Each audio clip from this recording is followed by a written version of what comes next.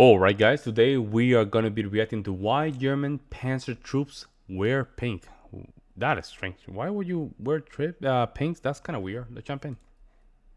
Forces. In some countries, tanks slot into long-lasting and diverse regimental histories. For example, French Leclerc main battle tanks are operated by the pre-existing cavalry, so they all wear light blue kepis. But the color of regimental and rank insignias depends on if it's a chasseur, cuirassier, dragoon, or combat tank regiment. In other countries, armored forces were created with a more homogeneous culture. As an exemplar, the US Army Armor Branch color is yellow across the board because they took on the color of the abolished cavalry branch. Black is also a common tanker color, historically the logical choice for uniforms to hide oil stains. Germany famously used black uniforms for armored crews during World War II, and since 1971, Bundeswehr tankers have been authorized a black beret as well.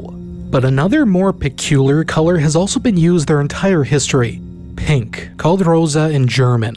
This is the Waffenfarbe or arm color of the Panzertruppe, not to be confused with the Panzertruppen, which also includes the Panzer Grenadiers. These colors are represented on their collar patches called Kragenspiegel and piping on shoulder straps. Yeah, that's kind of odd. That is literally kind of odd. For camo uniforms, they sometimes wear pink piping at the bottom of rank slides, which my buddy Mark is not a fan of. Move this man! But why use pink? It's because of the Panzer's unique branch lineage and interwar efforts to circumvent the Treaty of Versailles. During World War I, Germany hadn't developed an independent tank. Oh, there we go. That's the tank that we reacted to. I would love to have more information about that tank. It's kind of cool, right? It's like a new technology kind of thing. Arm. Formed out of necessity in reaction to the Allies, wow. World War I German tank detachments drew personnel from pre-existing branches depending on their trade. They largely came under the command of men from the motor vehicle troops, or Kraftfahrtruppen, the predecessor to the tank troops. But things weren't pink just yet. Depending on the uniform generation, enlisted shoulder straps of the motor vehicle troops were generally either field gray straps with light gray piping, unpiped field gray straps, or unpiped light gray straps with a red embroidered K cipher. Officer shoulder board underlays matched the light gray enlisted straps. This was a common feature of the transportation troops or Verkehrstruppen, which also included telegraph, electric power, experimental pioneers, railway troops, and the air service before 1916. This branch was basically where they put all of the technologically new things. At the same time, it looks kind of cool, but it looks very dangerous. It literally looks like it's going to bend. Not bend, it's going to flip to the other side. See? It's literally running like this, like... It's supposed to be running like this, but it looks like it's bending a little bit, right? To the side. That's crazy, right? Look how it looks. It looks kind of dangerous. It looks strong but dangerous. Starting with just railways and telegraphs and getting stuff added on over time.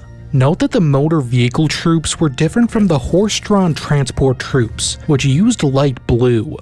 German tank crews also had signalers, artillerymen, and infantry machine gunners, and they retained their original branch distinctions, but the light gray of the Kraftfahrtruppen is the relevant color for lineage. It wouldn't be until the fall of the German Empire that the rose pink came about. The Weimar Republic's new Reichsheer supplanted coloring based on the regimental and state variations of Imperial Germany for one based on the battalion or regiment's function.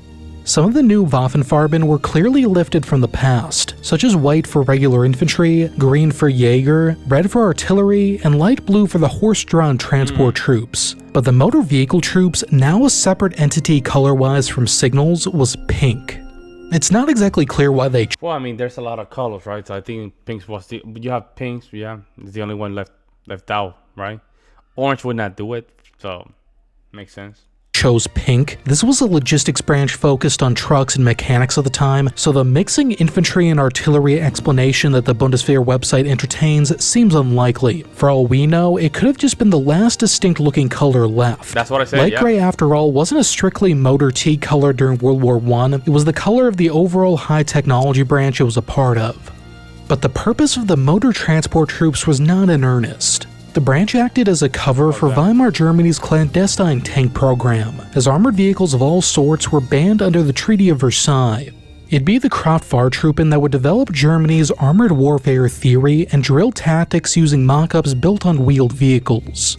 Simply having vehicles of any kind was likely a big deciding factor here. There wasn't any room for squabbles over infantry versus cavalry ownership of tanks like in the US and France. With the cat out of the bag, the Inspectorate of the Motor Transport Troops was split in June of 1934 into the Inspectorate of Army Motorization and the Commander of Motor Combat Troops under the same general. In late 1935, after an expansion in the military, this was renamed to the Inspectorate of Motor Combat Troops and Army Motorization, with its commander also the commanding general of the new Panzer Troops. Yeah, that's crazy how that looks, right? You know why he does it like that? YouTube, man. YouTube will just strike your channel very quick, man. You know, in my thumbnails, I try to cover the, you know, the swast, right? Try to cover it, because if you don't cover it, it'll be hard. YouTube can really mess you up big time. It was again renamed in 1937 to the Inspectorate of Panzer Troops and Army Motorization, and the rest was history. Tank units through World War II for the most part used the rose pink, except for the cavalry-converted 24th Panzer Division that used yellow. Post-war, as West Germany was forming its Bundeswehr and East Germany its NVA in the late 1950s, both introduced a Waffenfarben color system descended from World War II and Weimar Germany. There were some differences between the two and other branches, but both kept pink for their panzer units. And that's why German tankers today wear pink. If you found this video mildly interesting, I'd really appreciate if you took a look at— Well, you know, to be honest, it's more a distinct color, right? So with that color like that, you can distinct from the other ones, right? So if we look back, right? Let's see if I can find it. Where is it? Right here. Where is it? I think I can find it right here. Where is it? Right here, right?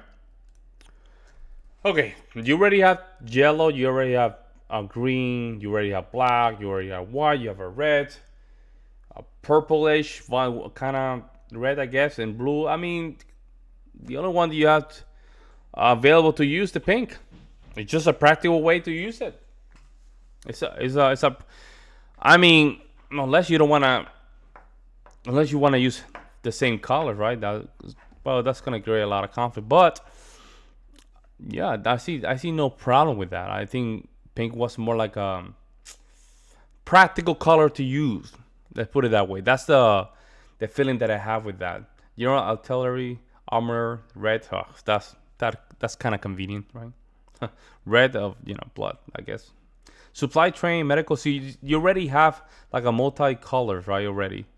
And that can create a lot of conflict, right? Unless you very well know, or where you're used to see these colors and you're used to them, you can distinguish between them. But yeah, I think pink, it makes a lot of sense, guys. It makes a lot of sense. Let me see. Orange, what's the other one? Well, do you want to use orange when you already had yellow? Did you already try with the reds and the blue? I mean, yeah, I think that was a right move. But let me know what you guys think in the comment section below. I would love to hear you guys' opinion. In the meantime, guys, I will see you in the next one.